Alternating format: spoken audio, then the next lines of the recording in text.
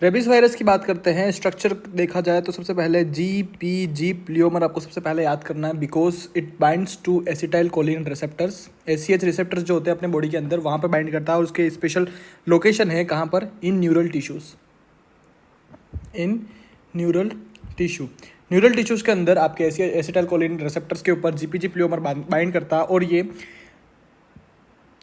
Antibodies को neutralise करता है। ठीक है, neutralising the antibodies which are protective in nature, so that's this polymer is used as a vaccination. ठीक है, वैक्सीनेशन प्रोग्राम जो होता है आपका, उसके अंदर अपन रेबीज वायरस के खिलाफ जो है जीपीजी प्लियोमर जो है रेबीज वायरस का, वो यूज़ कर सकते हैं, इसलिए जीपीजी इंपॉर्टेंट है। ठीक है, next is nucleoprotein capsid proteins. ठीक है, this is used for diagnosis. Upon diagnosis के लिए अपन क्या यूज़ कर रहे हैं, इसका कैप्सिड प्रोटीन यूज़ कर रहे हैं। ठीक है, ट्रांसमिशन की बात की जाए, अगर कोई भी रेबिड एनिमल है bite from any rabid animal, ठीक है, कोई भी रेबिड एनिमल, ठीक है, और सिर्फ बाइट ही नहीं, दे में भी लिक मतलब चाटना, लिक ऑन एब्रेशन। देखो अपन के वहाँ पे एक धारणा है देट अगर कुत्ता काटता है तो रेबीज हो जाता है। इट्स गलत है ये। देखो कुत्ता नहीं काटता यहाँ पे, जो रेबिड एनिमल होता है, रेबिड एनिमल क्या होता है, जिसको पहले से रेबीज वायरस है। ठीक है, those animal which is infected from rabies virus, अगर वो आपको काटता है या फिर आपकी किसी कटी हुई जगह पे जहाँ पे आपको चोट लगी हुई है वहाँ पर चाटता है, ठीक है, so not only bite, may be there lick on the abrasions will cause rabies virus. ठीक है, रेबिड एनिमल को आप इजीली पहचान सकते हैं। रेबिड एनिमल थोड़ा सा दूसरे एनिमल से अलग होता है। ठीक है, मतलब एक कुत्ता होता है जो नॉर्मल कुत्ता होता है, ठीक है, एक कुत्ता होता है जो भौंकता है, जो अपन को देखते लग जाएगा कि दिस इज पागल कुत्ता है ये। ठीक है, एक अलग टाइप का बिहेवियर उसमें आ जाता है। उस टाइप के जो एनिमल्स रहते हैं रेबिड एनिमल, वो अलग सा बिहेवियर क्यों आ रहा है, क्योंकि इसके अंदर रेबीज वायरस है। ठीक है, so bite from rabid animals या फिर lick on abrasions, this will transmit the rabies virus from infected to non infected person.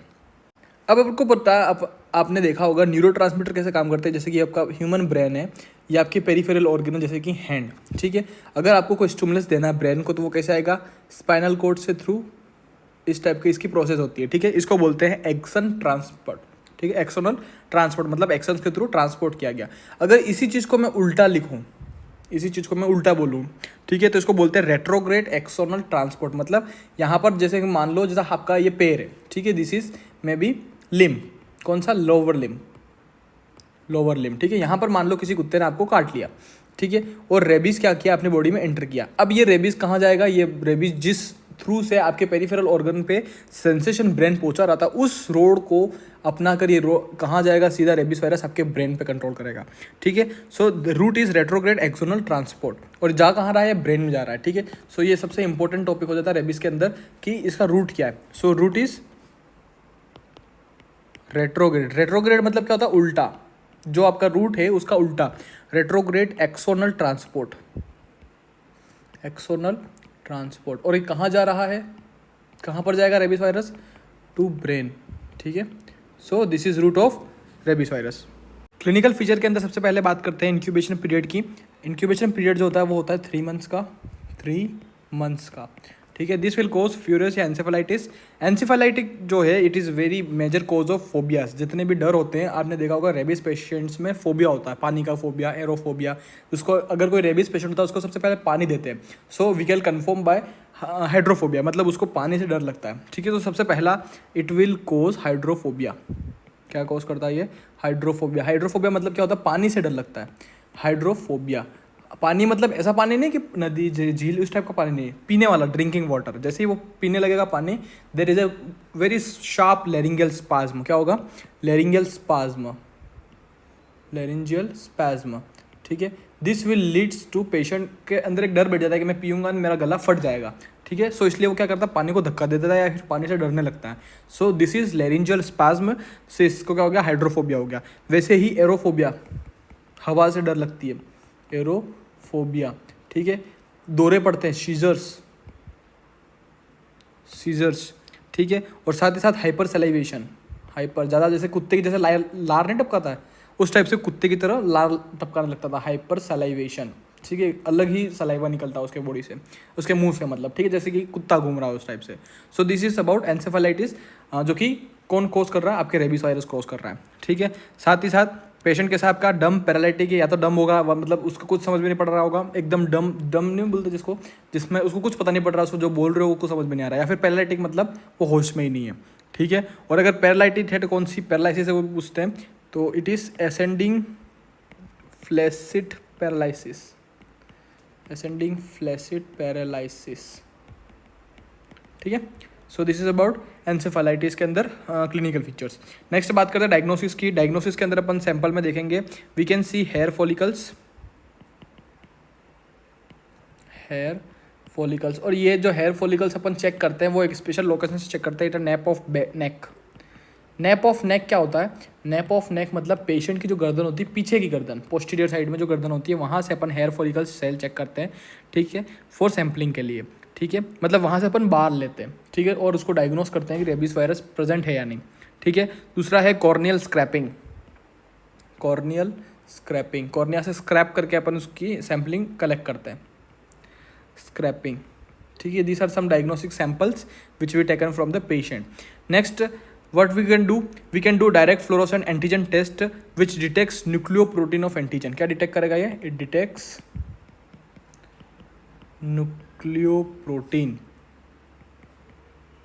nucleoprotein antigen, ठीक है।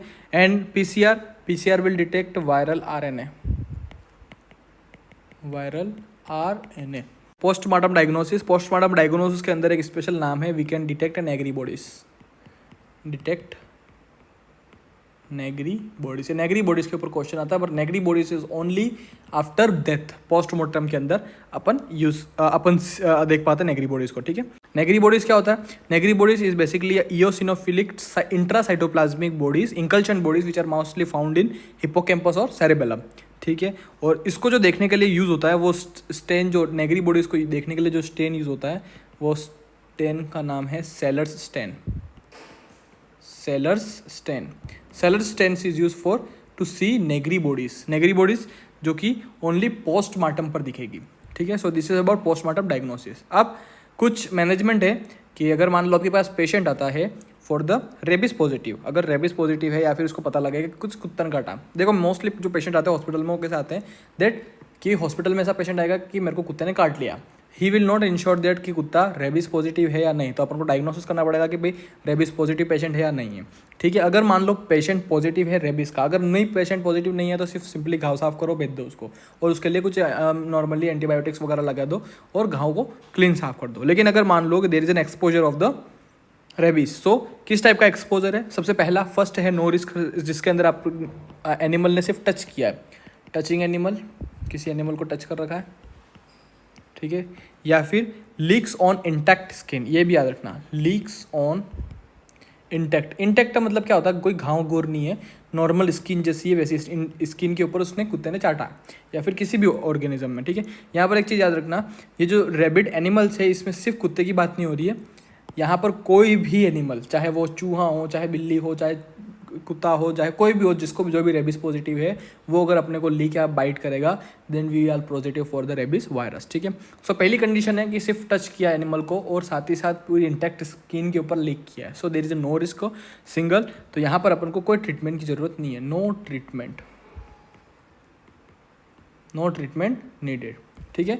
दूसरा केस देखो, दूसरा केस में माइनर रिस्क है। सेकंड स्टेज में क्या हो रहा है? सेकंड केस में there is a minor abrasion without bleeding. Minor abrasion मतलब छोटा सा कट है लेकिन ब्लीडिंग नहीं है, मतलब ब्लीडिंग नहीं है। अगर इस टाइप का क्वेश्चन कभी भी एग्जाम में आए that there is no without bleeding मतलब जो वेस्कुलर सिस्टम्स है वो अभी इंटैक्ट है, मतलब उनको कोई नुकसान नहीं हुआ है, और अगर उनको कोई नुकसान नहीं हुआ है मतलब बॉडी के अंदर वायरल का एंट्रेंस भी बंद होगी, ठीक है। लेकिन फिर भी there is a mild to moderate risk, so we can give a local treatment with rabies vaccine,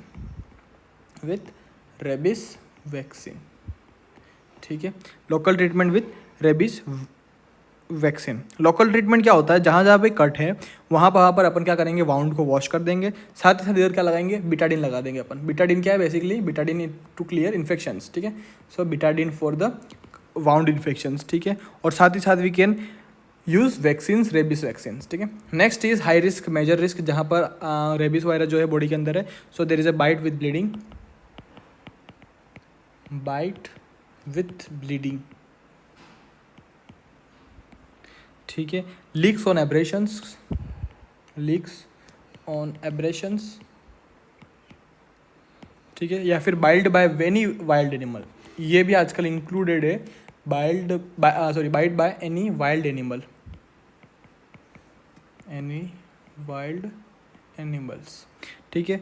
और इसके अंदर चमगादड़ भी इंक्लूडेड है, क्योंकि आजकल रात में चमगादड़ भी बहुत घूमते हैं, देखा होगा आपने, तो चमगादड़ भी काट सकते हैं, ठीक है। सो इस कंडीशन में सबसे पहले तो अपन क्या करेंगे, पेशेंट का लोकल ट्रीटमेंट करेंगे, मतलब जहाँ पे भी घाव लगी हुई है वहाँ पर उसको साफ करेंगे, बिटाडिन लगाएंगे वगैरह वगैरह। Then we give HRIG। HRIG क्या होता है, ह्यूमन रेबीज इम्यूनोग्लोबुलिन्स, ठीक है। IG अपन हम पहले से बने हुए दे देंगे ताकि देर इज़ नो लेट, और then we give vaccines for the rabies, ठीक है। So this is about treatment, ठीक है। अब कुछ वैक्सीनेशन प्रोग्राम की बात करते हैं। वैक्सीनेशन के अंदर 2 रेजिम है, SM रेजिम और थाई रेजिम। SM रेजिम के अंदर अपन IM 5 डोजेस होते हैं, IM 5 डोज, ठीक है। और 5 डोज कौन कौन से, एक तो 0, 3rd day, 7th day, 14th day और 28th डे, ठीक है। इस टाइप के 5 डोजेस होते हैं। थाई रेजिम के अंदर टोटल इंट्राडर्मल डोज होता है, इंट्राडर्मली 4 डेज, 4 दिन तक, 2 शॉट्स पर डे, 2 शॉट्स, तो टोटल कितने हो गए, 8 शॉट्स, ठीक है। दिस 8 डोजेज आर 0 मतलब होता है जिस दिन इन्फेक्शन या जिस दिन पेशेंट अपने पास प्रेजेंट हुआ, ठीक है। 0 day, 3rd day, 7th day और 28th डे, ठीक है। सो डे 0 क्या होता है, patient present in medical care, जब भी पेशेंट आपके सामने प्रेजेंट हुआ तो वो आपके लिए कौन सा डे हुआ, 0 डे हुआ, ठीक है। So this is about the vaccination programme of the rabies virus. So एक बार क्विक थ्रू रिव्यू देख लेते हैं। That rabies virus structure GPG vaccination के अंदर काम आता है, क्योंकि ये ACH के अंदर मिलता है और it will find on neural tissues. Nucleoprotein capsid proteins के बाद अपन डायग्नोसिस कर सकते हैं। Transmission from bite from any rabid animals और लीक ऑन एब्रेशंस, ठीक है। Route retrograde axonal transport to brain, मतलब उल्टा, जैसे ब्रेन अपन को सिग्नल्स पहुंचा रहा है, अपन इसका उल्टा कर रहे हैं, ठीक है। क्लिनिकल फीचर्स के अंदर इंक्यूबेशन पीरियड जो होता है वो 3 मंथ्स का है। फ्यूरियस या एंसेफेलाइटिस के अंदर hydrophobia is due to laryngeal spasm. There is also seen of aerophobia, seizures and hypersalivations, dumb paralytic and the paralysis seen is ascending flaccid paralysis. Diagnosis we can sample hair follicles from the nape of neck means back of the neck, ठीक है। नेक को आप back लिख सकते हो, ठीक है। Back मतलब पीछे की तरफ, पोस्टीरियर साइड। और corneal scraping from the cornea. Direct fluorescent antigen test we can detect nucleoprotein antigens. For the PCR we can use viral RNA, ठीक है। पोस्टमार्टम डायग्नोसिस में we can detect Negri bodies and stain by Seller's stain, ठीक है। This is only after death, ठीक है। After death के अंदर अपन इसको देख सकते हैं, ठीक है। So that's why postmortem. Next is type of exposure. First, no risk when where is a patient is touching to animals and leak to an intact skin. There is no treatment needed. For the second one, minor risk where we can see a minor abrasions without bleeding. So we can give a local treatment with the betadine for the infections and to secure infections and rabies vaccine. And for the third major risk, we can if a patient is bite with bleeding, leaks on abrasions and bite by any wild animals or bats. So treatment will be local treatment, HRIG means human rabies immunoglobulins and vaccines, ठीक है। And vaccination shows SN regime and Thai regime. SN regime has a intramuscular 5 doses and Thai regime has intradermally 4 doses, 2 dose per day, so total 8 dose. Dose के timing 0, 3, 7 और last में जो 14, 28 में, last में इसमें 28 है। 14th डे पे अपन नहीं लगाएंगे जैसे SN लगाते थे, ठीक है। So thank you.